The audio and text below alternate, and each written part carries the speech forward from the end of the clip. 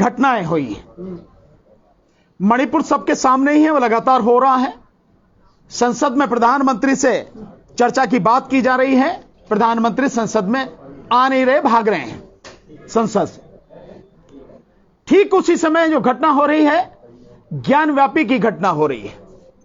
और ज्ञानव्यापी की घटना पर भी एक बहुत ही गंभीर एक सवाल उस व्यक्ति के खिलाफ खड़ा होता है जो संवैधानिक पद पे है, यानी कि वहां का मुख्यमंत्री, उत्तर प्रदेश का मुख्यमंत्री, जो संविधान की जिसने शपथ ली है, वो कहता है कि मुसलमानों को अपनी ऐतिहासिक गलती माननी चाहिए और अपने आप पहल करनी चाहिए ज्ञानव्यापी को हिंदुओं को सौंपने की।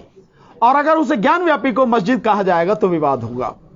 मतलब एक धमकाने की भाषा, और संवैधानिक पद पर बैठा हुआ व्यक्ति, और उस समय जिस समय मामला कोर्ट में चल रहा है।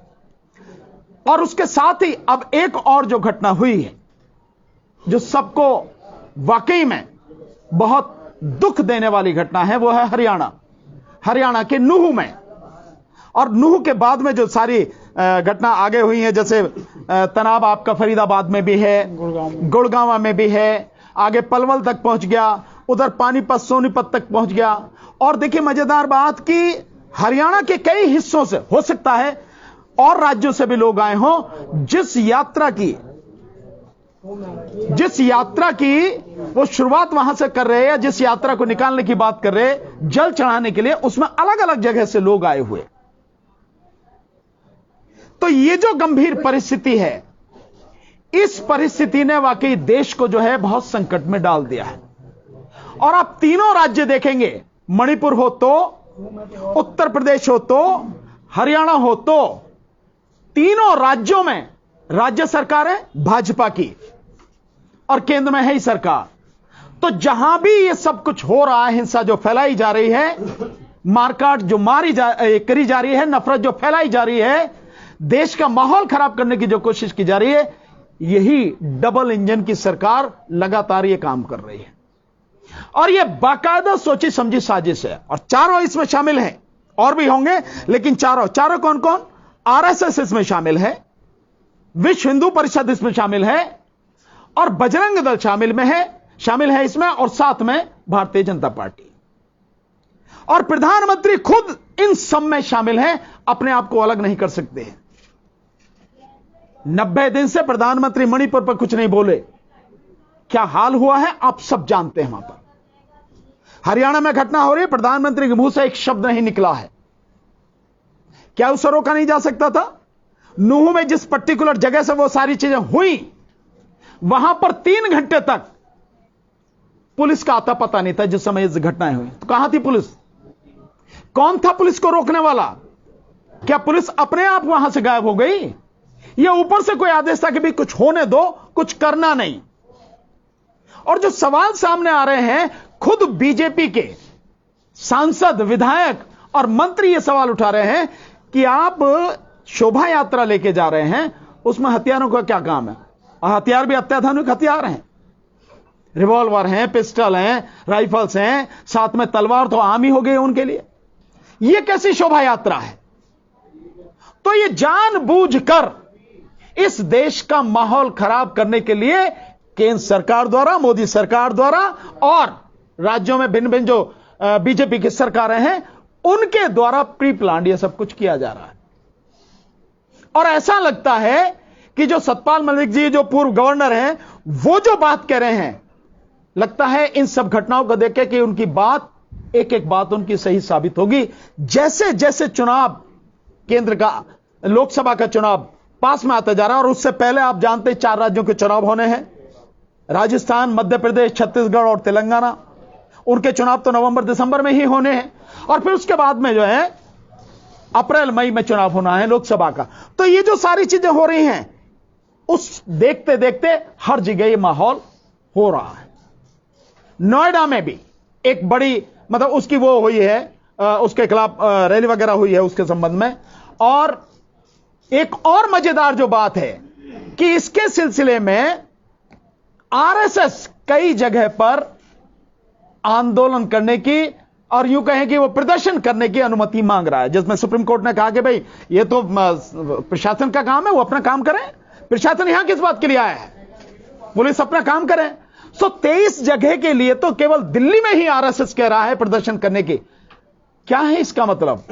इसका मतलब साफ है कि जब जो जनता के जुड़े हुए जितने भी मुद्दे हैं उन पर आप पूरी तरह से फेल हो चुके हो। 3 महीने से मणिपुर में हिंसा चल रही है, संसद में आप जवाब नहीं दे रहे। अविश्वास प्रस्ताव केंद्र सरकार के खिलाफ लाया गया, मोदी सरकार के खिलाफ, और सुप्रीम कोर्ट के सामने जो फैक्ट आए हैं, जो सुमोटो एक्शन सुप्रीम कोर्ट ने लिया है, उसमें जिस तरह से केंद्र सरकार, मोदी सरकार एक भी सवाल का जवाब देने में समर्थ नहीं है और पूरी तरह से नंगी हो गई दुनिया के सामने, उन सारी स्थितियों से घिरते हुए तब यह साजिश के तहत यह सब कुछ किया गया है। अन्यथा चंद गुंडे आके इस तरह से भड़काने वाली बात कर रहे हैं और पुलिस उनको कुछ भी नहीं कर सकती। तो कहां है एनआईए इनकी, कहां है सीबीआई इनकी, कहां है इंटेलिजेंस इनका? लोकल पुलिस क्या कर रही है? यह फौज जो है इनके पास में ही क्या कर रही है? 6 लोगों की मौत हो गई इस हिंसा में बेवजह, जिसका कोई अर्थ नहीं था। 2 होमगार्ड वाले मारे गए। तो हम इसकी कड़े शब्दों में भर्त्सना करते हैं, हम इसका कड़े शब्दों में विरोध करते हैं। वहां के लोग लगातार हमारे संपर्क में हैं और हम लोग वहां किस तरह से वहां जाएं, किस तरह का प्लान हो, यह इस बात पर निर्भर करता है कि जो वहां के साथी हैं, क्योंकि केवल वहां जाके और आप केवल पर्यटन करके आ जाएं उसका कोई अर्थ हम नहीं समझते। आप जानते हैं महमूद भाई ने जिस समय जहां दिल्ली दंगा हुआ था, इन्होंने व्यक्तिगत रूप से जाके पूरी दिल्ली में जहां जहां सब इफेक्टेड लोग थे जाके उनसे बात की, उनकी बातों को सुना और उसके बाद में जो मुकदमे हैं लगातार हम लोग लड़ रहे हैं। तो हम जाने का मतलब हमारा यह है, अगर हम जाएंगे तो कोई अर्थ है उसका, उनको जो लीगल एड चाहिए वो प्रोवाइड कराएंगे, उनके जो मुकदमे हैं वो उनको लड़ेंगे, और साथ में जो पुलिस की ये गुंडागर्दी है और पुलिस की जो नाकामी है, ये यूं कहें कि पुलिस भी उसी षड्यंत्र में शामिल है। और जिस तरह से अब गांव-गांव जाके घर घर से लड़कों को उठा रही है, नौजवान बच्चों को उठा रही है पुलिस, ये सारा सब कुछ रुके, पुलिस की तानाशाही गुंडागर्दी रुके, तो जाएंगे हम लोग वहां से। जब लोग सारी चीजों को समझ के हम लोगों से अप्रोच कर रहे हैं, बात हमारी मानेंगे, देन उसके बाद हम लोग भी वहां पर जाएंगे। इसी सिलसिले में आज हमने ये प्रेस कॉन्फ्रेंस बुलाई है और हमारी हिदायत, हम चेतावनी देना चाहते हैं केंद्र सरकार को और राज्य सरकार को और विशेषकर आरएसएस को कि ये जो देश का माहौल खराब करने की आप कोशिश कर रहे हैं, इसे न करें। इससे किसी का भला होने वाला नहीं है। आज तक हिंसा में कभी किसी का भला नहीं हुआ। और साथ के साथ जो भी वहां पर लोग हैं, मेवात के जितने भी लोग हैं, हालांकि वहां वो ऐसा इलाका है, 1947 में जब देश में कई जगह पे दंगे हुए, मेवात के इलाके में कोई दंगा नहीं हुआ। और 1992 में भी जब बाबरी मस्जिद के बाद में कई जगह वारदातें हुई, वहां तब भी कुछ नहीं हुआ। और वो उस स्थिति में है जबकि वहां की 80% आबादी मुस्लिम आबादी है।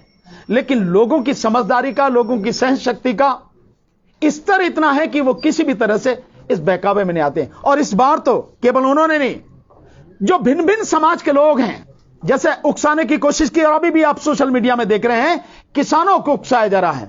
मोनू मानेसर के नाम के साथ में यादव लगा के उसको कहा जा रहा है कि मोनू यादव मानेसर, मोनू मानेसर यादव करके, मतलब इस तरह से उकसाने की कार्रवाई की जा रही है। बावजूद उसके किसान, वहां के जो लोग हैं, भिन्न भिन्न कम्युनिटी के लोग हैं, वो उकसावे में नहीं आए और एक तरह से आरएसएस के और बजरंग दल और इनके विश्व हिंदू परिषद के मंसूबों पर पानी वहां की पब्लिक ने फेर दिया है। पर फिर भी यह घटनाएं दुखद है और सोशल मीडिया के माध्यम से जो इनके आईटी सेल के कीड़े हैं, तनखैया कीड़े, ये लगातार जो गंदगी फैला रहे हैं, उससे माहौल कभी भी बिगड़ सकता है। हम इस सब की भर्त्सना करते हैं और उन लोगों से हम अपील करते हैं, वहां के मेवात के लोगों से, किसी भी कीमत पर किसी भी तरह की उकसावे की कार्रवाई में ना आए, शांति बना के रखें ताकि माहौल खराब ना हो। क्योंकि ये यही चाहते हैं, ये उकसावे की कार्रवाई करने के लिए कुछ भी गंदा बोलेंगे, कुछ भी करेंगे, और उसके बाद आप जानते हैं माहौल खराब होगा तो उसका फायदा इन्हीं को मिलेगा। ये वही लेना चाहते हैं, वही करना चाहते हैं। तो सब लोगों से अपील है, वहां के लोगों से और देश के सभी लोगों से अपील है, इस गंदगी से बचें। और जिस तरह से अब आप पब्लिक इनका जवाब देने लगी है, उसी तरह से लगातार इनके हर मंसूबों को फेल करें, ताकि देश का माहौल बिगड़े नहीं, शांति व्यवस्था बनी रहे। और आगे हमारे भाई, बड़े भाई महमूद पराचा जी इस विषय में आपको संबोधित करेंगे, बताएंगे, और उसके बाद आपके जो सवाल हो प्लीज आप पूछिए। चाहिए या मेरी आवाज काफी है सर?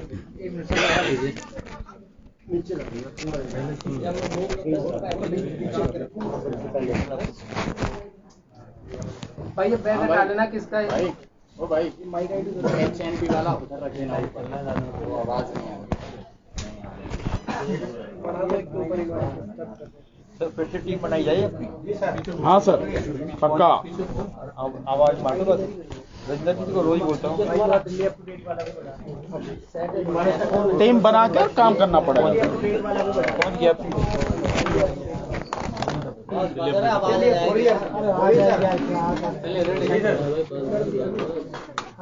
टेस्ट 1 2 3 ठीक है। सबसे पहले तो मैं बहुत इस दुख भरे माहौल में भी आज एक जो आशा की किरण नजर आ रही है, और वो बहुत बड़ा चेंज जो हम देख पा रहे हैं, वो आप सब लोग जो कि देश का चौथा स्तंभ हो, असली प्रेस, वो क्रिमिनल मीडिया नहीं, जो नोएडा के बड़े बड़े टेलीविजन चैनल्स जिनको अपने आप को मेन स्ट्रीम मीडिया कहते हैं, जिन्हें हम क्रिमिनल मीडिया कहते हैं, उन सब से ज्यादा, उन सब की व्यूअरशिप से ज्यादा आज जितने आप लोग यहां बड़ी संख्या में आए हो इस विषय पर, यह इस बात का साफ सबूत है कि अब हम लोगों की, अंबेडकरवादियों की आवाज जो है, पूरा देश आप लोगों के माध्यम से इस क्रिमिनल मीडिया से कई गुना ज्यादा सुनने वाला है आने वाले टाइम में। आज आप लोगों की इतनी बड़ी संख्या में उपस्थिति इस बात को दिखाती है, और इससे हम बाकी सभी भी अंबेडकरवादियों से ये गुजारिश करते हैं कि आए सामने और असली जो सोशल मीडिया है, जो असली मीडिया है, असली चौथा स्तंभ है, उसका प्रयोग करके आगे बढ़ें। और ये जो देश विरोधी, संविधान विरोधी, भारत विरोधी, इंडिया विरोधी ताकतें हैं, उनको देश से उखाड़ फेंके और इनके सही स्थानों पर, जेलों में, हमारे देश में बहुत सारी जेलें हैं जिनमें इन लोगों को, आरएसएस और बीजेपी के लोगों को पहुंचाना इस देश के हरेक सच्चे और अच्छे नागरिक का कर्तव्य है, फर्ज है, क्योंकि ये लोग देश तोड़ने के लिए आज अपनी पूरी ताकत लगा रहे हैं, भारत को खत्म करके हिंदू राष्ट्र बनाने की चेष्टा कर रहे हैं, भारत का संविधान खत्म करने की चेष्टा कर रहे हैं। अब अभी हरियाणा नू की आप लोगों ने बात सुनी। हम लोग अंबेडकरवादी इस बात को साफ साफ तौर पे कहते हैं कि ये किसी भी प्रकार से अचानक नहीं होती हैं घटनाएं, चाहे वो मणिपुर हो, आरामबाई तेंगुल और मैतेई लेपुम नाम की दो संस्थाएं हैं जो आरएसएस की, बजरंग दल जैसी संस्था है मणिपुर में। ये जो अभी यहां जो हुआ है हरियाणा में, शुरुआत नू चल के कौन गया?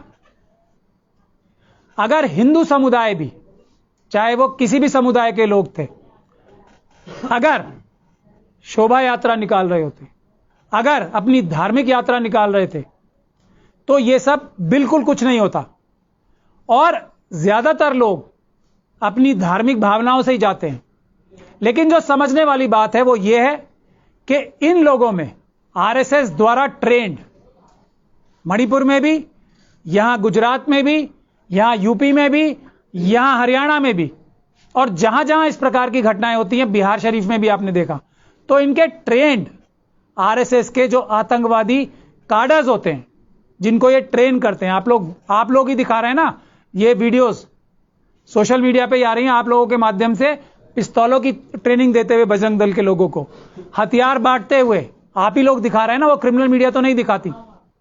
तो ये आतंकवादी संगठन जो हैं, इनको जो इनके हथियारबंद ट्रेंड सिपाही हैं एक तरह से, जो आतंकवादी हैं।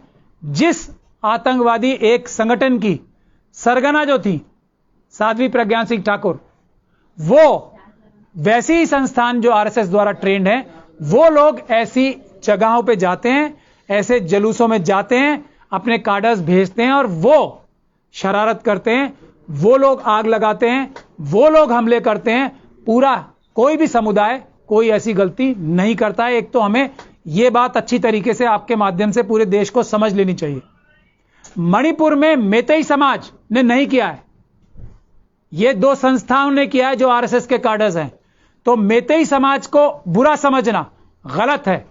ये आरएसएस के ट्रेंड आतंकवादियों को बुरा समझना और उनको सबको पकड़ के अपने बॉसेस के साथ, जो कहां बैठे हैं, नागपुर में, जो दिल्ली में बैठे हैं, उन लोगों के समेत जेलों में भिजवाने का काम हर एक भारतीय नागरिक का है।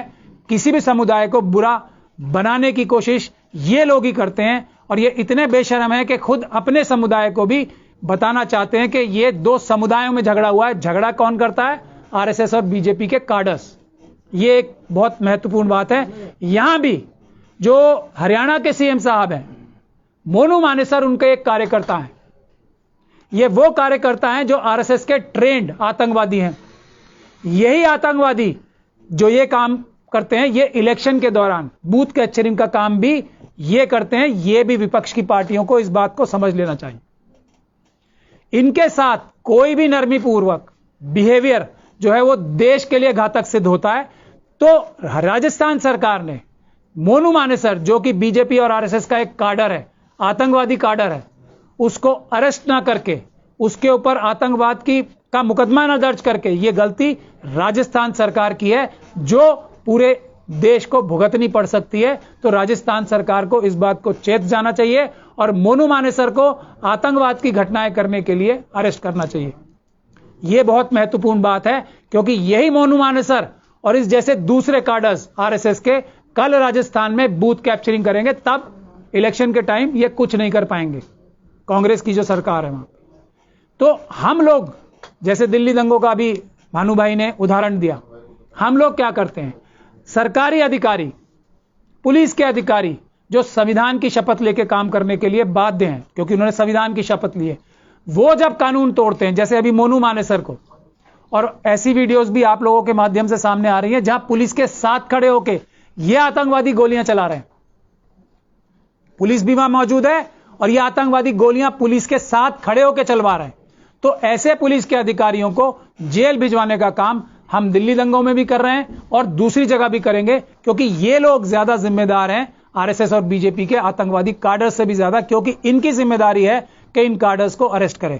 भले ही कितना भी प्रेशर हो अमित शाह जी की तरफ से, भले ही खट्टर साहब की तरफ से कितना भी प्रेशर हो, भले ही चीफ मिनिस्टर मणिपुर का कितना भी प्रेशर हो, पुलिस को काम संविधान के दायरे में करना है। सरकारी अफसरों को काम सरकार संविधान के दायरे में रहकर संविधान की जिम्मेदारी के तहत करना है।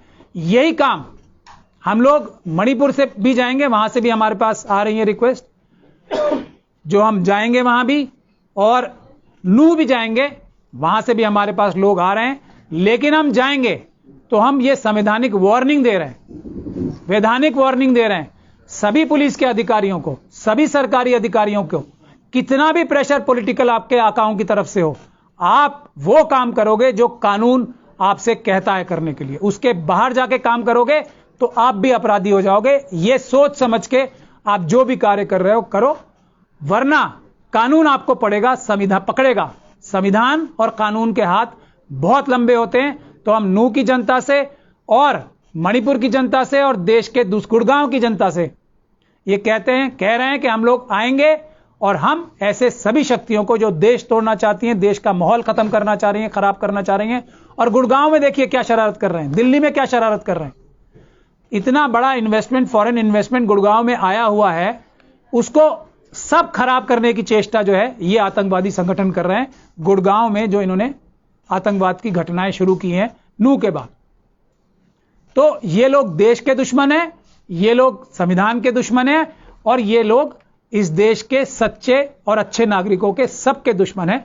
ये बात हमें समझ लेनी चाहिए और इसके लिए हम सबको मिलकर काम करना है। खास तौर पे हम लोगों को इन पॉलिटिकल पार्टीज जो हैं, जो नॉन बीजेपी की पॉलिटिकल पार्टीज हैं, उनसे भी ज्यादा हमें अंबेडकरवादियों की जिम्मेदारी है, क्योंकि लोग पॉलिटिकल पार्टीज से भी ज्यादा आज किसी पर भरोसा करते हैं तो अंबेडकरवादियों पे करते हैं, और जो सोशल लोग एक्टिव हैं, जो सिविल सोसाइटी के लोग हैं, जेन्युइन, वो फ्रॉड वाले नहीं, जेन्युइन जो लोग हैं उन पे भरोसा करते हैं, जो जान हथेली पे लग के सच को सच और झूठ को झूठ बोलने की ताकत रखते हैं, जो हम जैसे लोग हैं, जो सीधा बोल रहे हैं कि ये सब गतिविधियां आरएसएस और बीजेपी ने कराई हैं, अमित शाह साहब ने कराई हैं, खट्टर साहब ने कराई हैं, मणिपुर के चीफ मिनिस्टर ने कराई हैं, ये जो बोलने की, और इसी वजह से प्रधानमंत्री खामोश क्यों हैं? बोलते ही चोरी पकड़ी जाएगी, इसीलिए खामोश हैं। चोर हमेशा बचता है, और आप जैसे लोग अब हैं, कोई अब जब प्रेस कॉन्फ्रेंस कभी मोदी जी ने कर ली तो ऐसा तो नहीं होगा ना कि आप में से कुछ लोग भी वहां ना हो, आपसे डर के मोदी जी प्रेस कॉन्फ्रेंस नहीं कर रहे हैं, वरना जो ये इनकी क्रिमिनल मीडिया है उनके साथ तो ये कभी भी प्रेस कॉन्फ्रेंस कर सकते हैं। तो आप लोगों को भी बहुत बहुत मुबारकबाद है, आप लोगों की वजह से, आप लोगों की वजह से मोदी जैसे व्यक्ति सब कुछ लाखों करोड़ रुपए खर्च करने के बाद, ये मीडिया मैनेजमेंट का, फिर भी प्रेस कॉन्फ्रेंस करने से डरते हैं, मणिपुर के मामले में बोलने से डरते हैं, बेरोजगारी के मामले में बोलने से डरते हैं, चाइना के मामले में बोलने से डरते हैं, किसी भी मामले से बोलने में डरते हैं, तो वो सिर्फ और सिर्फ आप लोगों की वजह से है। उसके लिए मैं आप लोगों को मुबारकबाद भी देना चाहता हूं, धन्यवाद। और अब आप कोई सवाल पूछना चाहते हैं तो पूछें। 40 से ज्यादा एफआईआर दर्ज हो चुकी हैं अब तक, अभी किसी भी एफआईआर में बजरंग दल और बीएसपी का नाम नहीं है, तो क्या माना जाए कि जो पीड़ित है उसी बुजुर्ग कराने की कोशिश है? यही फॉर्मूला गुजरात का फॉर्मूला है, यही फॉर्मूला दिल्ली जो हमले हुए थे, आतंकवादी हमले जो दिल्ली में, ईस्ट दिल्ली में हुए, नॉर्थ ईस्ट दिल्ली में हुए थे, यही फॉर्मूला है, यही फॉर्मूला मणिपुर का है, यही फॉर्मूला हर जगह का है, यही फॉर्मूला उत्तराखंड का है। कोई ये फॉर्मूला भी अलग नहीं कर रहे हैं, सीधा सीधा है, ये आतंकवादी संगठन आरएसएस के संबंधित लोग हैं और इनके साथ सरकार में बैठे हुए। इसीलिए हमने वार्निंग दी है ना पुलिस के अधिकारियों को और सरकारी अधिकारियों को कि इंसाफ से काम करें, संविधान और कानून के दायरे में रहकर करें। हम लोग आएंगे और तब आप लोग मुसीबत में आएंगे, क्योंकि आप कानून तोड़ रहे हैं। लेकिन जिस तरह से धमकाया जा रहा है कि जो गुड़गांव के एरिया में लोग मुसलमान हैं, जो रेहड़ी पटरी कमाते हैं लोग, उनको धमकाया जा रहा है कि गुड़गांव छोड़ दें, नहीं तो 2 दिन के अंदर कार्रवाई की जाएगी। बजरंग दल वाले, बीएचपी वाले, मैं यही तो कह रहा हूं, जो ऑर्गेनाइज्ड क्रिमिनल्स, गैंगस्टर्स क्या करते हैं, यही काम तो करते हैं, शरीफ नागरिकों को डराते धमकाते हैं, उनका बिजनेस छीनते हैं, यही काम तो करते हैं। यही तो हम बोल रहे हैं कि आतंकवादी संगठन है। हमें शिकायत पुलिस के अधिकारियों से है, सरकारी अधिकारियों से है कि भले ही चीफ मिनिस्टर साहब उन्हें बोल रहे हैं कि उनको खुली छूट दो, उनको वहां अपने साथ खड़े रह के गोलियां चलवाओ, क्योंकि ये आतंकवादी डरपोक भी तो होते हैं। बंदूकें होने के बावजूद भी, इतने हथियार होने के बावजूद भी डर तो लगता है ना, तो उसके लिए चाहिए पुलिस। तो इसीलिए पुलिस कम दोषी नहीं है इसमें। पुलिस के वो भ्रष्ट अधिकारी जो इस काम में सहयोगी हैं, उनके वो भी अपराधी हैं, आतंकवादी हैं, उनके खिलाफ भी कानूनी कार्रवाई हम लोग करेंगे। लेकिन सुप्रीम कोर्ट के गाइडलाइन के तहत कि आप प्रदर्शन कर सकते हैं, लेकिन नफरत, हेट स्पीच नहीं दे सकते हैं। लेकिन थाना के सामने आपने देखा एक वीडियो वायरल हो रहा है कि स्पीच दिया जा रहा है, सीधे सीधे मुसलमानों की धमकी है, लेकिन सुप्रीम कोर्ट संज्ञान नहीं लेती। लेगी धीरे धीरे, आप लोग देखें। यही बात सुप्रीम कोर्ट ने कही है। ये आतंकवादी क्या सुप्रीम कोर्ट को मानते हैं? ये संविधान ही नहीं मानते तो सुप्रीम कोर्ट क्या मानेंगे? इसीलिए मैं उन अफसरों को कह रहा हूं कि आतंकवादी ना बने, जो भ्रष्ट अधिकारी हैं वो आतंकवादी ना बने। नांगलोई के भी पुलिस स्टेशन के बाहर खड़े होकर स्पीच दी गई है, और हरियाणा के नूह में चारों तरफ से बोला जा रहा है कि नूह पे अटैक करो। ये पुलिस की मौजूदगी में है ना, और सुप्रीम कोर्ट ने यही कहा है किसी एफआईआर की जरूरत नहीं है, पुलिस को स्वयं एफआईआर करनी है। मगर ये लोग, ये भी अपराधी हैं जो पुलिस के ऑफिसर सुप्रीम कोर्ट के आज्ञाओं का अवहेलना कर रहे हैं। ये कंटेम्प्ट ही नहीं है, ये क्रिमिनल एक्टिविटी है। ये लोग धारा 120 भी, ये भ्रष्ट पुलिस अधिकारी इन हमले कराने में शामिल हैं और इनके खिलाफ हम लोग कार्रवाई करेंगे। सर 2024 के चुनाव से पहले ये भूमिका बनाई जा रही है, ये तो पूरी दुनिया जानती है। इसमें मेरे कहने से और या किसी और के कहने से कोई फर्क नहीं पड़ रहा है। ये बात तो पूरी दुनिया जानती है कि ये देश तोड़ने की कगार तक ले जाएंगे अपना चुनाव जीतने के लिए, क्योंकि ये देश पहले ही बेच चुके हैं। इनके सारे साथी जितने भी हैं भ्रष्ट, जो इनके क्लोजेस्ट जो लोग हैं, वो सारे लाखों की संख्या में आरएसएस और बीजेपी के जो कार्डर्स हैं वो यहां से पैसा लूट के जा रहे हैं।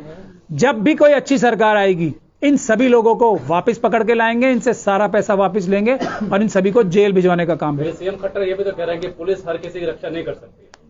नहीं, भ्रष्ट पुलिस किसी की रक्षा नहीं कर सकती, हर किसी की नहीं। पुलिस भ्रष्ट होगी तो किसी भी की रक्षा नहीं कर सकती, सिर्फ वो आतंकवादी घटनाओं में लिप्त होगी, आतंकवादियों के साथ, क्रिमिनल्स के साथ।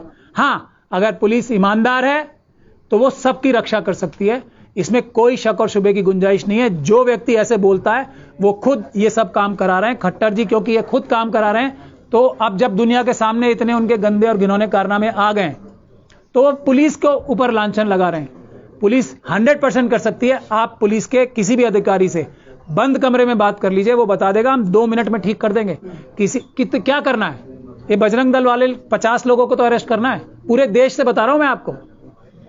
एक भी चूहे हैं ये पुलिस, भ्रष्ट पुलिस अधिकारियों के संरक्षण में तो आते हैं, वैसे निकल के आएंगे कभी नहीं आएंगे। तो बरेली में देखा गया था, वहां पर पुलिस ने कार्रवाई की और अच्छी कार्रवाई की, आतंक बचा। तो क्या लगता है उत्तर प्रदेश की पुलिस ज्यादा अच्छी है वहां से? एक अफसर है और उसमें संलिप्तता प्राप्त हो रही है फिर आरएसएस और बीजेपी की।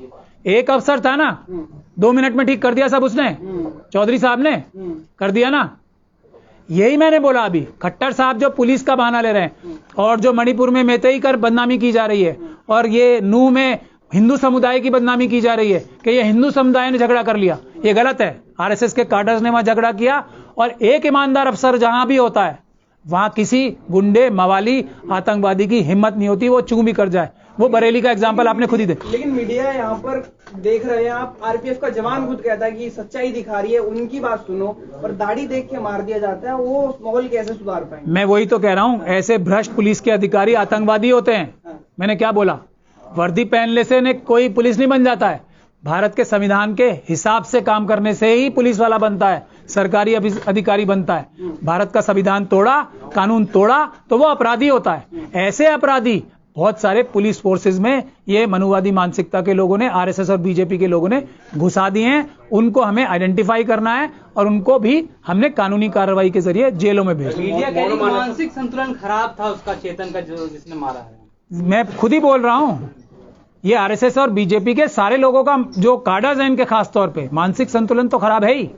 ये देश के विरोध कर रहे हैं, ये संविधान का विरोध कर रहे हैं, ये आतंकवादियों का मानसिक संतुलन तो सभी का खराब होता है, इसमें कौन सी नहीं बात। जो उनके सरगना है उसके लिए मैं जाकिर नायक का एग्जाम्पल देना चाहता हूं। जाकिर नायक के ऊपर क्या केस है?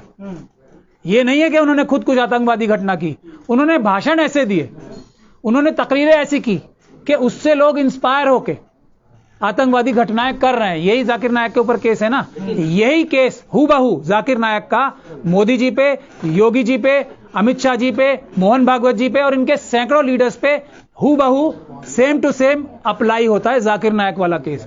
ये लीडर्स हैं, यही ट्रेन कर रहे हैं इस मानसिकता को विक्षिप्त बनाने का और इस मानसिकता को बीमार बनाने का काम इनके लीडर्स कर रहे हैं। नेशनल मीडिया पे जो डिबेट चलती है उनका कितना असर पड़ रहा है ऐसे लोगों पे, सभी घटना को अंजाम दे रहे, ट्रेन में, मेट्रो में और भी जगह? वो क्रिमिनल मीडिया खराब कर रही है। आप लोग आगे आए ना, इसीलिए तो मैंने आपको अपनी खुशी का इजहार किया था आज। आपके आते ही आप लोग आगे आ जाएंगे तो वो मीडिया खत्म हो जाएगी, क्रिमिनल्स खत्म हो जाते हैं आप जैसी पुलिस के आते ही। तो आज आप इतनी बड़ी संख्या में आए, अगर इसी प्रकार से आप लोग इन मुद्दों को इस मजबूती से उठाएंगे तो एक क्रिमिनल मीडिया समाप्ति हो जाएगी ना। देश के लोग आप लोगों को देखना चाह रहे हैं और इसीलिए आप लोगों के खिलाफ ये आरएसएस और बीजेपी के लोग बड़ी साजिश कर रहे हैं और अपने भी जो इनके कार्डर्स हैं उनसे भी आप लोगों की, सोशल मीडिया की, इनकी एक बड़ी टीम तैयार हो रही है जिसमें हजारों करोड़ लगाएंगे। लेकिन आप लोगों के पास सच्चाई है, सच्चाई को पैसे से हराया नहीं जा सकता, ईमानदारी को पैसे से हराया नहीं जा सकता। मोनो मानेसर को लेकर राजस्थान सरकार और हरियाणा सरकार आपस में कह रहे हैं, लड़ रहे हैं, जुबानी जंग हो रही ट्वीट पर। राजस्थान सरकार कह रही है कि मैं गिरफ्तार करने गया, हरियाणा सरकार नहीं करने दे रही है। हरियाणा कह रही है कि आगे गिरफ्तार करिए, हम आपकी मदद करेंगे। देखिए, खेल क्या चल रहा है? जुबानी जंग का कोई मतलब नहीं है। पुलिस के पास में कानूनी रूप से, संवैधानिक रूप से अधिकार हैं, तो आप संवैधानिक रूप से काम कीजिए। आपको किसी गुंडे को पकड़ना है, किसी अपराधी को पकड़ना है, कोई वांटेडर्स को पकड़ना है, सीआरपीसी में प्रोविजन है, आप सीआरपीसी के तहत करिए ना काम। आप जाइए वहां पर, जिस इलाके में वो रहता है उस इलाके के आप थाने में जाके अप्रोच कीजिए, बताइए कि इसके खिलाफ ये है, हमें इस आदमी को पकड़ना है। लोकल पुलिस को भेजिए, वो नहीं भेजेंगे तो आप मजिस्ट्रेट के यहां पे एप्लीकेशन लगाइए। ये सारे प्रोविजन हैं, आप करें उसको। अगर पुलिस करना चाहेगी तो संवैधानिक और कानूनी अधिकारों की कोई कमी नहीं है, बशर्ते करना चाहे तो। लेकिन अगर जुबानी जंग हो रही है तो वो घटिया स्तर की राजनीति है और कुछ नहीं है। सर एक बात बताइए। और पुलिस और भी अब राजनीति और भी करने लगी है। किसी मामले में इन्वेस्टिगेशन चल रही है और मामला बहुत संगीन है, या यूं कहो कि बहुत महत्वपूर्ण है, उस मामले में इन्वेस्टिगेशन के दौरान से कोई बात निकल के आती है। कैसे निकल के आती है? पूछताछ कौन करता? क्या आपके सामने होती है या चौराहे पर होती है? नहीं ना, पूछताछ होती है जो गवाह है या जो मुलजिम है उससे अकेले में। तो वो जिस व्यक्ति से पूछताछ हो रही है उसके और पुलिस के बीच में है। अगर वहां से कोई चीज लीक हो रही है तो पुलिस के द्वारा की जा रही है, और पुलिस के द्वारा की जा रही है तो यह सब कुछ जानबूझ के किया जा रहा है, उसको पॉलिटिसाइज करने के लिए किया जा रहा है।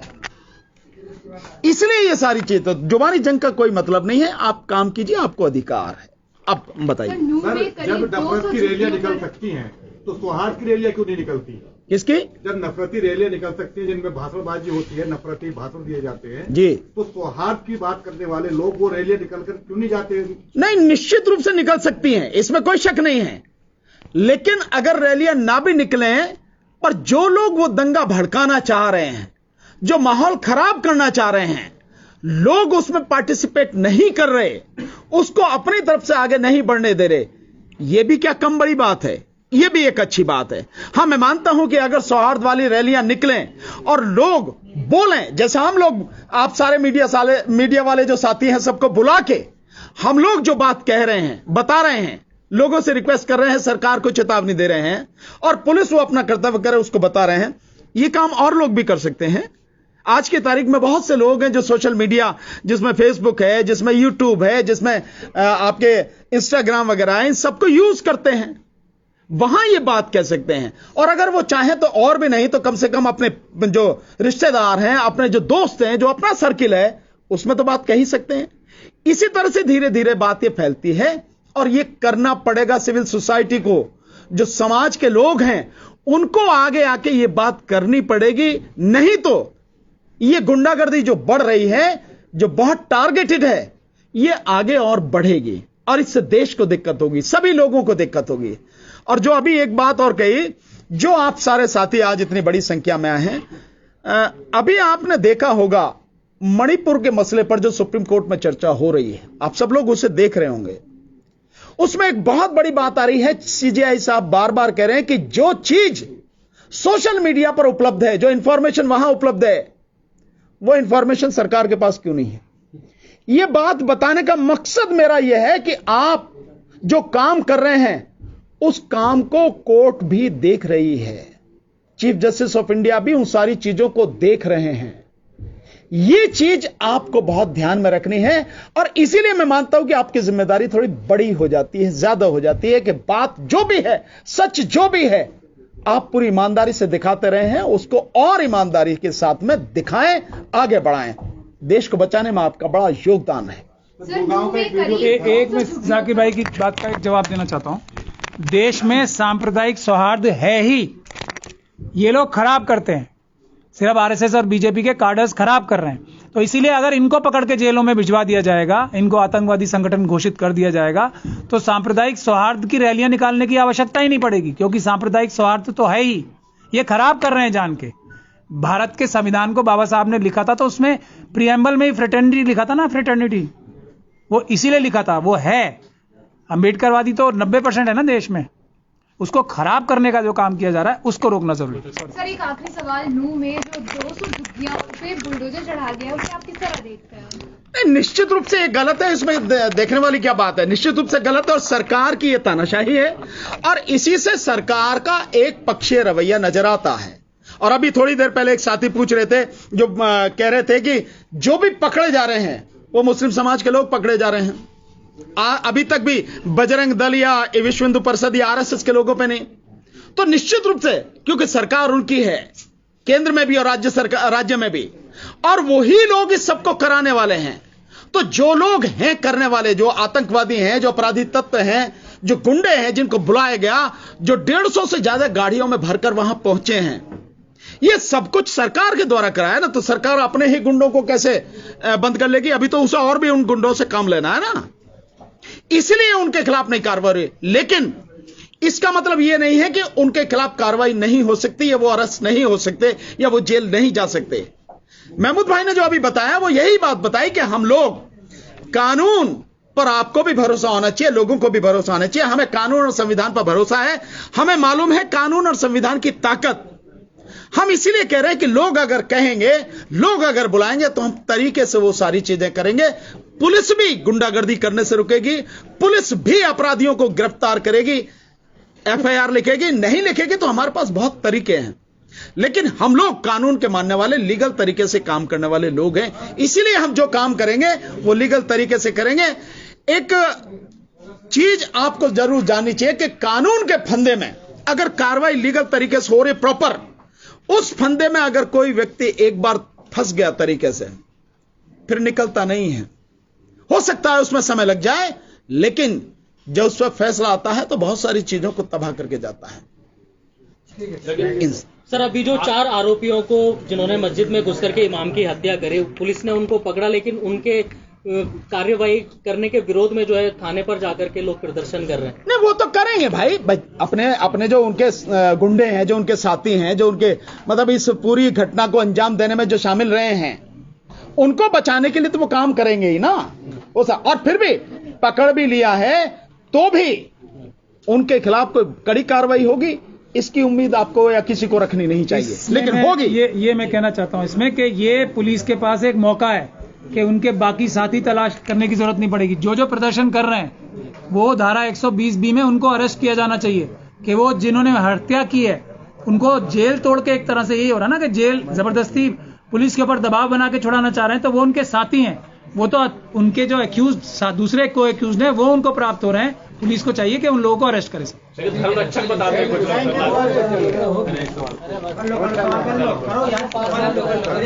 सवाल पूछने के लिए आए हो, पूछो। आप लोग ज्यादातर लोग जो आतंकी तो कह रहे हैं, कुछ लोग कह रहे हैं धर्म रक्षा के, धर्म की रक्षा करो, इसमें क्या कह रहे हैं? देखिए, भाजपा सरकार में जो भी काम किए जाते हैं देश की तबाही के, जो देश का सौहार्द है उसको बिगाड़ने के, ये जितने भी काम किए जाते हैं ये धर्म की और देश की, देशभक्ति की आड़ में किए जाते हैं। इनसे ये पूछो कि धर्म रक्षक तो हो, धर्म को भी किसी रक्षा की जरूरत पड़ती है क्या?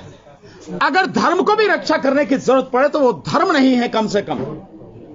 और बाकी और चीजों की, औरों की रक्षा करने की बात कर रहे हो आप, गौरक्षा की तो पुलिस काहे के लिए है? ये फौज काहे बात के लिए है? ये पैरामिलिट्री फोर्स काहे के लिए है?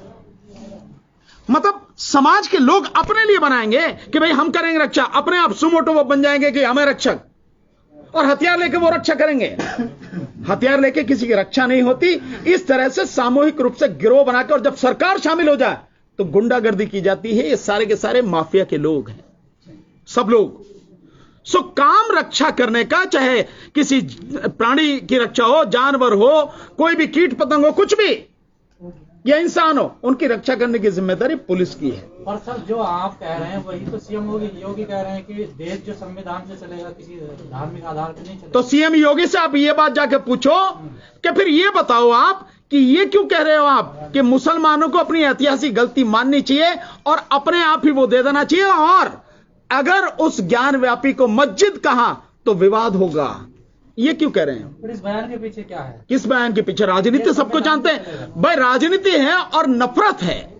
ये नफरत फैलाना है, क्योंकि उनके पास में देखिए, शिक्षा के मुद्दे पर बीजेपी सरकार चाहे डबल इंजन या ट्रिपल इंजन कुछ भी कह लें, वो हर मुद्दे पर वो फेल है। शिक्षा के मुद्दे पर फेल है, रोजगार के मुद्दे पर बुरी तरह से फेल है, वो स्वास्थ्य के मुद्दे पर बुरी तरह से फेल है, सुरक्षा के मामले में पूरी तरह से फेल है, मजदूरों के मामले में पूरी तरह से फेल है, किसानों की समस्याओं का निवारण करने में पूरी तरह से फेल है।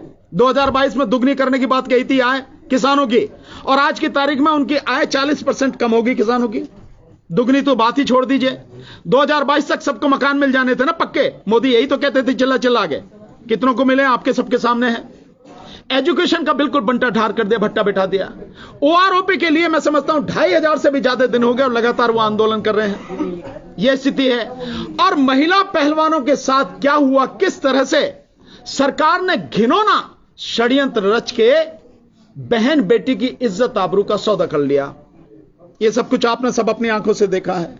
सो सरकार हर मुद्दे पर फेल है, इसलिए अब कुछ उसके पास नहीं रहा सिवाय देश का माहौल खराब करने के, नफरत फैलाने के, हिंदू मुस्लिम करके, सांप्रदायिकता को बढ़ावा देकर और अपनी राजनीतिक रोटियां सेकने के अलावा दूसरा कोई उनके पास बचा नहीं। इसलिए ये सारी चीजें हो रही। सर एक वीडियो आया, उसमें जो बच्चे स्कूल गए थे, स्कूल से छोड़ करके स्कूल के बाद में वो बच्चे शामिल हो गए बजरंग दल के प्रदर्शन में। तो ये जो देश के दो निहाल जा रहे हैं इस रास्ते पर, उसके माँ बाप को आप क्या कहना चाहेंगे? देखिए, उसके विषय में सबसे बड़ी जिम्मेदारी किनकी है? उसके विषय में जिम्मेदारी सबसे पहले शुरू होती है घर से। तो जो मां बाप हैं उन बच्चों के, उन्हें इस बात का ध्यान रखना है कि उनके बच्चे कहां जा रहे हैं। क्या मां बाप बजरंग दल में अपने बच्चों को शामिल करके गुंडा बनाएंगे, दंगाई बनाएंगे?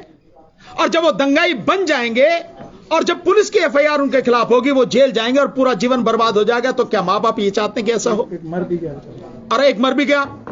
सो ये जो और आप देखेंगे कि इसमें है भी कौन? वो बच्चे भी गरीब समाज के बच्चे हैं। ये जितने भी नेता हैं, ये जितने भी अधिकारी हैं, ये जितने भी पैसे वाले लोग हैं, इनके बच्चे कहां पढ़ रहे हैं? इनके बच्चे कर रहे हैं मेडिकल, एमबीबीएस में जा रहे हैं, इंजीनियरिंग में जा रहे हैं। इनके बच्चे जा रहे हैं विदेशों में पढ़ने जा रहे हैं, मैनेजमेंट के कोर्सेज पढ़ रहे हैं। गरीब आदमी के बच्चों को उकसाकर, उन्हें बहला फुसलाकर ये दंगाई बना रहे हैं। असली दिक्कत यह है। तो इसलिए पहले मां बाप को देखना है कि अपने बच्चों की जानकारी रखे कि कम से कम ऐसे संगठन जो बच्चों को दंगाई बना रहे, वहां उनके बच्चे ना पहुंचे। और दूसरी सबसे बड़ी जिम्मेदारी है सरकार की। लेकिन सरकार ही जब ये सब कुछ करा रही हो तो फिर कौन कहां से बच पाएगा? और उसको कराने के लिए जो इस सरकार का जो सबसे बड़ा हथियार है वो है इस देश का तथाकथित गोदी मीडिया। सबसे बड़ा काम उसका है इस देश को तबाह करने में।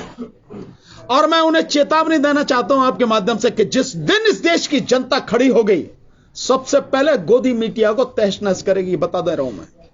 छोड़ेगी नहीं उसको, किसी भी हालत में नहीं छोड़ेगी जिस दिन जनता खड़ी हो जाएगी। जो पूरे देश में हिंसा का माहौल है, क्या यही गुजरात मॉडल है? गुजरात मॉडल तो इससे भी बुरा है। अभी तो देखते रहो ना आप, धीरे धीरे धीरे धीरे। और गुजरात मॉडल भी कहना इससे गलत है। यह है मोदी और अमित शाह मॉडल, मोदी शाह मॉडल है ये। गुजरात मॉडल आप ये कह सकते हो कि सबके लिए जिम्मेदार जो हैं हम दो और हमारे दो, चारों के चारों गुजराती हैं। अधिकतर जो सांप जिनके हाथ में कंट्रोलर जो सब कर रहे हैं ये गुजराती ही हैं, इसलिए आप कह सकते हो। सर, ये लिस्टिंग में जानकारी आई है कि इनको पहले से पता था कि यहाँ पर दंगा भड़क सकता है प्रशासन को, तो उसके बावजूद भी ये चीजें भाई क्यों हो रही हैं? प्रशासन को अगर पहले से पता है और फिर भी रोक नहीं रहा, तो क्या आपको समझ में नहीं आ रही कि वो किसके द्वारा कराया जा रहा है? प्रशासन को ऊपर से इंस्ट्रक्शन होंगी कि होने देना, करना नहीं है। ये बहुत प्लान्ड वे में सब कुछ कराया गया है, ऐसे ही नहीं हो गया ये। भाई अगर किसी को जल चढ़ाना है, किसी को शोभा यात्रा निकालनी है तो खूब निकालो। आप देखिए कितनी शोभा यात्रा इस देश में निकलती हैं। आप देखिए सिख समाज की कितनी बड़ी शोभा यात्रा निकलती है। कभी आपने देखा किसी भी तरह की कोई? देखा कहीं आपने? बाबा साहब के जन्मदिन पर कितनी बड़ी शोभा यात्रा निकलती, कभी देखा आपने इस तरह का होता हुआ? और कितने ही इस देश में अलग अलग भिन्न भिन्न संप्रदाय के जो लोग हैं अपने धर्म अपनी मान्यताओं के हिसाब से कितनी शोभा यात्रा निकालते, कभी कहीं देखा आपने होते हुए? नहीं। लेकिन जहां होना होगा ये बीजेपी और आरएसएस के और बजरंग दल और ये विश्व हिंदू परिषद के लोग ये सब कुछ कराते हैं। और एक चीज और देखेंगे, वही हो रहा है जहां इनकी सरकारें हैं। आप यूं कह दो कि जहां डबल इंजन की सरकार है। मैंने 3 उदाहरण दिया आपको, उत्तर प्रदेश है, मणिपुर है, अब ये हरियाणा है, सब इनके ही हैं। और अगर मध्य प्रदेश में भी होगा तो वहां भी इन्हीं की सरकार है ना। तो जहां इनकी सरकार है वहीं हो रहा है, इसके अलावा नहीं है। और मैंने इसे महमूद भाई ने जो बहुत कहा कि ये बहुत डरपोक है, चूहे हैं, घुस जाएंगे किसी बिलों में। बीजेपी के एक नेता ने कहा है, बीजेपी से निष्कासित हो चुके हैं पिछले साल, उन्होंने कहा कि अगर मेवात में सीएम योगी होते तो मेवात के जो पत्थरबाज हैं वो अपने घरों के पत्थर चुन रहे होते। नहीं, वो तो कुछ भी जो मन में आता है। अगर वो सीएम होते या हम में से कोई होता सीएम तो हम बताते कौन क्या कर रहा होता। अगर हम पीएम होते तो हम बताते कौन क्या कर रहा होता। ठीक है ना? तो अभी है तुम्हारे हाथ में सत्ता है, तुम जो मन में आ रहा है जो कह सकते हो। ये व्यक्ति के बदलने से फर्क पड़ता है, तो व्यक्ति के बदलने से ऐसे भी फर्क पड़ जाएगा कि तुम कह रहे हो कि वो होते और हम कह रहे हैं कि अगर हम होते तो क्या होता। ये भी चीज समझने की। अगर आप होते तो क्या होता? बताएंगे, जब होंगे तब बताएंगे, जब होंगे बताएंगे। अगर हम होंगे तो देश में किसी भी कीमत पर सांप्रदायिक जो सद्भाव है उसको बनाए रखा जाएगा, उसे बिगाड़ने की किसी को इजाजत नहीं होगी, चाहे वो कोई भी हो। और देश में दंगा फैलाने की, दंगा कराने की जो भी साजिश करेंगे, चाहे कितना भी तुर्रमखा हो, कितना ही पैसे वाला, कितना बड़ा पॉलिटिशियन हो, यहां तक कि खुद प्रधानमंत्री नरेंद्र मोदी क्यों ना हो, कानूनी कार्रवाई होगी, जेल के अंदर दिखेगा। कोई भी होगा। आप जेल के अंदर की बात कर रहे हैं। चेतन सिंह ने तो खुली चेतावनी दे दी कि भारत में रहना है योगी मोदी कहना होगा, आदत डाल लेनी चाहिए। तो पता लग जाएगी उसके खिलाफ कार्रवाई हो रही है ना? कहां है वो, ये बताओ। अभी क्या वो ये कह के मुख्यमंत्री बन गया, मंत्री बन गया? ये कहां है? वो जेल में है ना? एक संकेत तो दिया ना कि भारत में अब रहना होगा, डर के खौफ के माहौल में रहना है, योगी मोदी कहना है। जो आपको डर लग रहा है, जो ऐसे कहेगा वो जेल में होगा, जैसे ये है। आपको डर लग रहा है सर? आपको डर लग रहा है? हमें क्यों लगेगा, मैं बता रहा हूँ। देखिए, इस तरह की मानसिकता के लोग हैं, ऐसा माहौल उन्होंने बनाया है, ये हम सबको फेस करना पड़ेगा। लेकिन इसका भी इलाज है, और इलाज है संविधान, और इलाज है कानून। आप कानून पर विश्वास रखिए, आप संविधान पर विश्वास रखिए, उसके हिसाब से कार्रवाई कीजिए। मैंने आपको बताया ना कि जब लिखित में कानूनी कार्रवाई होती है उसका असर बड़ा गहरा होता है, बशर्ते आप करें तो जो ये कह रहा था कि हिंदुस्तान में रहना है तो योगी मोदी कहना है, अब योगी और मोदी जाके उसे छुड़ा लो जेल में से, अब वो जेल में पड़ा है। सर अभी है नहीं है? अंदर वीआईपी ट्रीटमेंट मिल रहा होगा उनको, क्या कोई देख नहीं जा रहा? आप देख के आओ, मुझे तो पता नहीं। मोदी जी जब जाएंगे उनको भी वीआईपी ट्रीटमेंट मिलेगा। उन्हीं की जेल है और सर उन्हीं के लोग हैं, कुछ दिन बाद वापस आ जाएंगी। जिनकी जान जानी थी वो तो चली गई ना। नहीं, निश्चित रूप से। तो ये माहौल खराब किया गया है ना, इसी माहौल को ठीक करने के लिए मैं बार बार ये कह रहा हूं कि इस सरकार को, मोदी सरकार को और भाजपा सरकार को, जहां कहीं भी है वो, केंद्र के अलावा राज्यों में भी जहां कहीं, इनको उखाड़ के फेंकना पड़ेगा। जब तक इन्हें उखाड़ के नहीं फेंका जाएगा तब तक बाकी और चीजें होंगी नहीं ठीक। एक मिनट प्लीज, प्लीज एक मिनट। 2024 में भी यही आया। एक मिनट सर, ट्विटर पे एक ट्वीट आया, ट्वीट किया एक वकील ने, जिम्मेवार वकील है, कम से कम 25 से 30 हजार उसके फॉलोअर्स हैं। उसने ये ट्वीट किया कि ये जो चेतन शर्मा है, उसने पहले हथियार उठा के पहले पाकिस्तान जिंदाबाद के नारे लगाए, पहले सबसे पहले उसने मारा मीना को, उसके बाद भी जाकर के दूसरे चेतन शर्मा ने जाकर उसको गोली मारी है, तीनों को। ये अगर इस टाइप के वो भड़काऊ और इस टाइप का वो गलत वो भाषण देते हैं, बयान देते हैं ट्वीट पे, तो उनके खिलाफ क्या एक्शन नहीं लिया? नहीं, बिल्कुल एक्शन लिया जा सकता है, उनके खिलाफ कानूनी कार्रवाई की जा सकती है। लेकिन दिक्कत अभी थोड़ा सी ये आ रही है सामने कि कानूनी कार्रवाई करेगा कौन, ये है मुसीबत थोड़ी सी। तो और एक बात है, मीडिया के ऊपर में ये जो जिहादी है, ये खालिस्तानी है, इस टाइप से अगर ये बोलते हैं जो मीडिया वाले, तो उनके खिलाफ में भी एक्शन नहीं है। नहीं, निश्चित रूप से आप इस बात को इस तरह से देखिए कि अगर ऑनरेबल सुप्रीम कोर्ट इस बात को कह रहा है कि हेट स्पीच इसको रोका जाए, हेट स्पीच नहीं होनी चाहिए, इनके खिलाफ कार्रवाई होनी चाहिए, बावजूद उसके हो रही है। और केवल इतना नहीं, आप देखिए परिस्थिति की गंभीरता को समझिए। ऐसा भारत के इतिहास में पहले कभी नहीं हुआ। प्लीज जरा सुनिए आप, भारत के इतिहास में ऐसा पहले कभी नहीं हुआ कि चीफ जस्टिस ऑफ इंडिया को, सुप्रीम कोर्ट के जजेस को ओपनली गाली दी जाए। मणिपुर का मसला जिस तरह से चल रहा है और जिस तरह से चीफ साहब के खिलाफ मतलब लगातार इनका जो तनखैया कीड़े हैं इनके आईटी सेल के, वो लगातार टर जो मचा रहे हैं, वो सारी चीजें अगर आप देखें तो ऐसा माहौल कभी नहीं था।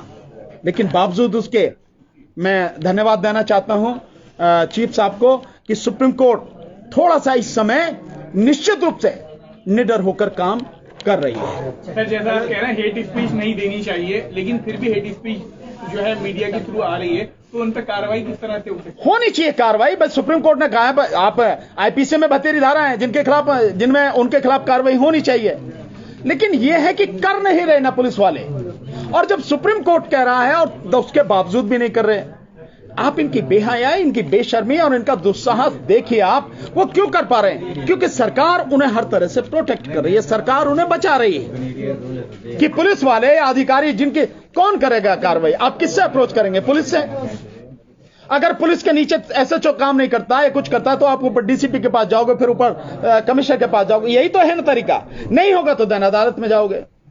लेकिन इसी लेवल पर जब इनको प्रोटेक्ट कर रही है सरकार, और इन्हें यह है कि भाई हमारा कुछ होना तो है नहीं, बिगड़ना तो है नहीं, इसलिए कार्रवाई नहीं कर रहे। अन्यथा सुप्रीम कोर्ट की इतनी झाड़ के बाद उन्हें काम करना चाहिए। हां, मैं इतना जरूर कह सकता हूं कि अगर सुप्रीम कोर्ट के इतना कहने पर भी काम नहीं करे तो सुप्रीम कोर्ट को एक बड़ा सख्त कदम एक बार उठा लेना चाहिए। 50 जो अधिकारी हैं ना, जो कंटेम्प्ट पड़े, 50 अधिकारियों की फीत उतार के एक बार खुंटी पर टांग दे तो बाकी सारे के सारे अपने आप ठीक हो जाएंगे। ये स्टेप अभी सुप्रीम कोर्ट उठा नहीं रही है। अन्यथा हाई कोर्ट और सुप्रीम कोर्ट जिस दिन ये कदम उठा लेगी कि जो ये लोग अदालत की बात नहीं माने, कंटेम्प्ट कर रहे हैं, इनको नौकरी पर रहने का कुछ नहीं, तत्काल प्रभाव से इन्हें बर्खास्त, सुप्रीम कोर्ट को पावर है। जिस दिन ये कर देगी और ये 100, 150, 50 लोगों के खिलाफ ये कार्रवाई अधिकारियों के अपने आप सीधे हो जाएंगे, अपने आप काम करने लगेंगे।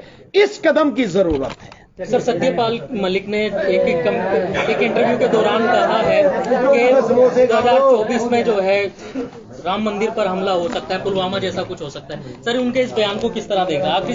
देखिए, मैंने शुरू में ही कहा, आप शायद लेट हो गए, मैंने शुरू में ही कहा कि ये जो सतपाल मलिक जी ने कहा है और ये नूह की जो घटना हुई है और फिर ये ज्ञानव्यापी पे जो एक मुख्यमंत्री का बयान आ रहा है, ये सारी की सारी उसी तरफ इशारा कर रही है कि जो मलिक साहब कह रहे हैं वो उनकी जो बातें या उनका जो मतलब शक है, जो वो संदेह कर रहे हैं या जो उन्हें ऐसा लग रहा है, जो संभावना वो व्यक्त कर रहे हैं, वो सही हो सकती है।